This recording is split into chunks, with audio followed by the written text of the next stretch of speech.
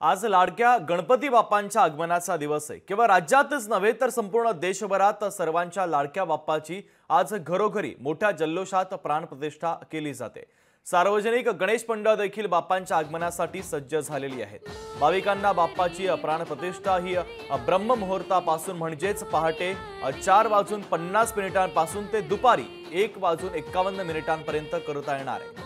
मुंबई पुण्यातील गणेशोत्सव हा विशेष असतो। कधी न थांबणाऱ्या मुंबईमध्ये हे 10 दिवस सर्वात धामधुमीचे असतात। बहुतांश गणेशोत्सव मंडळांमध्ये गणेशाची प्राणप्रतिष्ठा करण्यापासून पुढील 10 दिवस षोडशोपचार पूजा आणि अन्य कार्यक्रमांची जबाबदारी कार्यकर्त्यांनी वाटून घेतलेली आहे।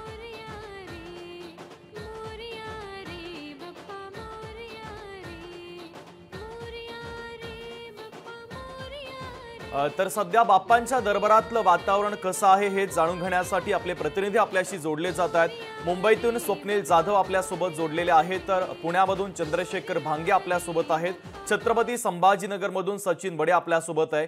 मी पहिल्यांदा स्वप्नील यांच्याकडे जातोय। स्वप्नील, बाप्पाच्या दर्शनासाठी सकाळपासूनच दरबारामध्ये अलोट गर्दी झाल्याचं पाहायला मिळतंय। एक मोठा माहोल आणि उत्साह बाप्पाच्या दरबारामध्ये अगदी पहाटेपासूनच पाहायला मिळतोय। विधिवत पूजा देखील संपन्न झालेली आहे आणि त्यानंतर बाप्पांचं दर्शन हे गणेश भक्तांसाठी खुलं करण्यात आलंय।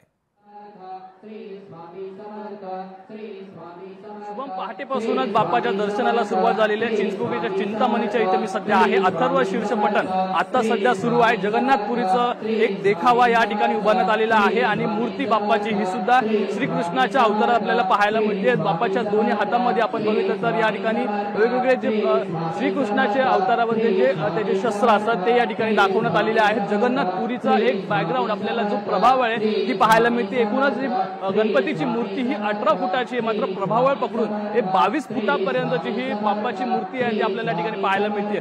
जगन्नाथपुरीचा एक देखावा हा चिंचपोकळीच्या चिंतामणीने या मंडळाने या ठिकाणी उभारण्यात आलेला आहे, जेणेकरून मुंबईतील भक्तांना एक जगन्नाथपुरीचा देखावा कसा आहे हे पाहता येईल, मुंबईमध्ये त्यांना अनुभवता येईल। याचा कुठेतरी पाठपुरावा आहे तो या ठिकाणी करण्यात आलेला आहे। तर दुसरीकडे मंडळाकडून सामाजिक कामं सुद्धा या ठिकाणी घेण्यात आलेली आहेत। अनेक कामं ही मंडळाकडून करण्यात आलेली आहेत आणि या मंडळाकडून वैद्यकीय सेवा असेल, सुविधा असेल, ही सुद्धा पुरवण्यात आलेली आहे।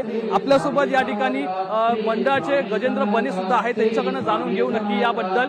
श्रीकृष्णाची जी मूर्ती आहे ती मूर्ती नक्की कशी बनवली ती एक थोडक्यात सांगा। मूर्ती जी आहे श्रीकृष्णाच्या अवतारामध्ये आहे, काय सांगाल मूर्तीबद्दल? काय सांगाल? चिंतामणी अंदर जगन्नाथाच्या अवतारामध्ये आलेला आहे। आपल्यासोबत खजिनदार सुद्धा आहेत, त्यांचे साधू सांगू।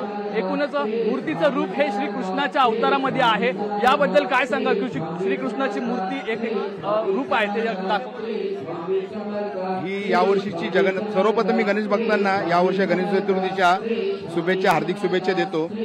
आणि यावर्षी जो जगन्नाथपुरीचा जो देखावा आहे, मध्ये जगन्नाथ आहे, बाजूला सुभद्रा आहेत आणि बलराम हे त्यांचे बंधू आणि बहीण या ठिकाणी अवतरलेले आहेत आणि आमचा चिंतामणी श्रीकृष्णाच्या रूपामध्ये या ठिकाणी अवतरलेले आहेत। या ठिकाणी जगन्नाथपुरीचं हे देखावा आहे, श्रीकृष्णाचं रूप आहे, मूर्ती अशी साजेशी आणि डोळ्याचं पारणं फेडणारी अशी बाप्पाची मूर्ती चिंतामणी गणेशोत्सव या ठिकाणी उभारण्यात आलेली आहे। शुभम, तर मुंबईच्या राजाच्या दरबारामध्ये भाविकांनी गर्दी केलेली आहे। लोकशाही मराठी ऐका, पहा, जागरूक रहा।